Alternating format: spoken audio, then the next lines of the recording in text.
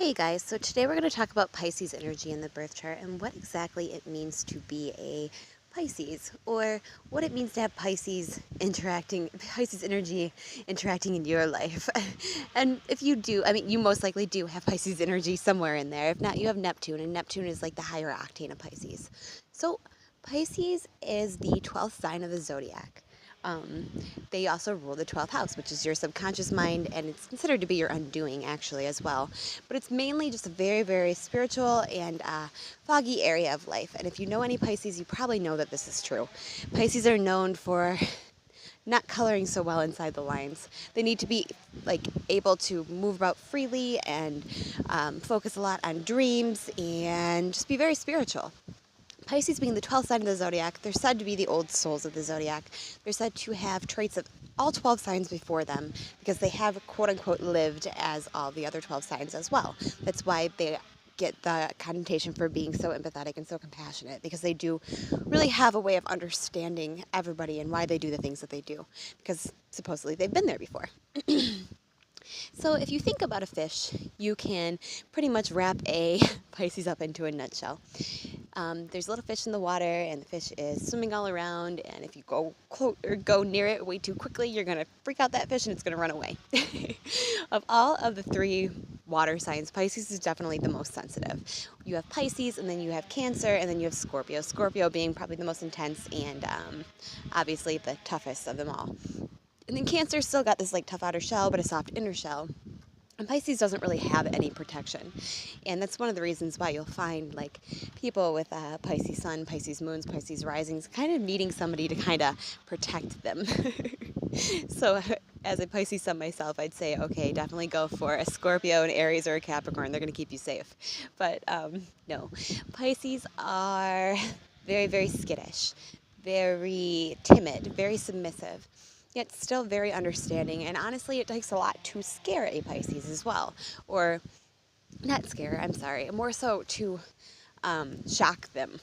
They're so used to the world kind of shocking them that it really does take a lot.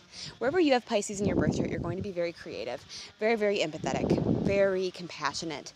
If you have Pisces, say, in your 7th house, which is your one-to-one partnerships in your marriage, you might actually be like a martyr in your relationships. Or it could go the other way, and you might marry somebody who you kind of have to approach a little bit with quote-unquote kid gloves. You might marry somebody that is very, very compassionate, very dreamy, very sensitive, very artistic, very spiritual, somebody with a lot of psychic sensitivity. And that's the thing also about the sign Pisces. Pisces is known for being the most psychic sign of the zodiac. So if you have Pisces in your 8th house, you are going to be a very, very, very psychically receptive person, or even Pisces in your 12th. Pisces risings as well. If your rising sign is in Pisces, you're probably going to be very, very, very sensitive or intuitive. But as I've said, Pisces is, although they do have all of this sensitivity, and they have the ability to definitely be very, very psychic, because of Neptune being their ruler, there can be a lot of confusion and a lot of mixing up with all of that. Their psychic sensitivity might be misconstrued, and they might just be lost. And that will definitely make a Pisces want to go hide underneath a rock. Pisces, say, in your 5th house would be very, very interesting. You actually would have a child that would be very, very psychic in nature, very compassionate, very creative, very empathetic.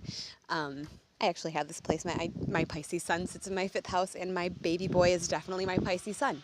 So it's really interesting to look into your birth chart to see where you have Pisces, because you will be very free-flowing.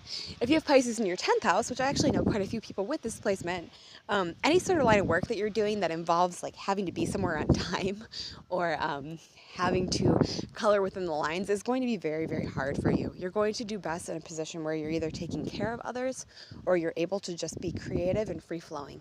Because Pisces, being a water sign and being the most sensitive of the water signs, with Neptune as its ruler, you're flowing all over the place. You're not just able to be contained. You're like a river.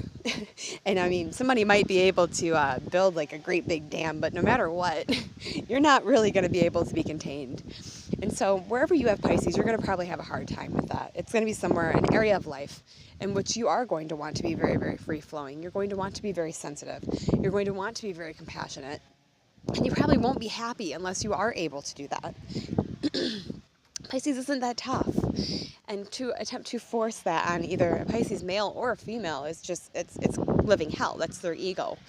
So yeah, Pisces energy is great. Wherever you have Pisces energy, you are going to be very fish-like, very skittish. You might want to run away if you feel like danger is running amok in your life. Pisces gets kind of a bad name for being addicts. I personally don't really understand that one as a Pisces sun, but I have a lot of Capricorn placements in my chart.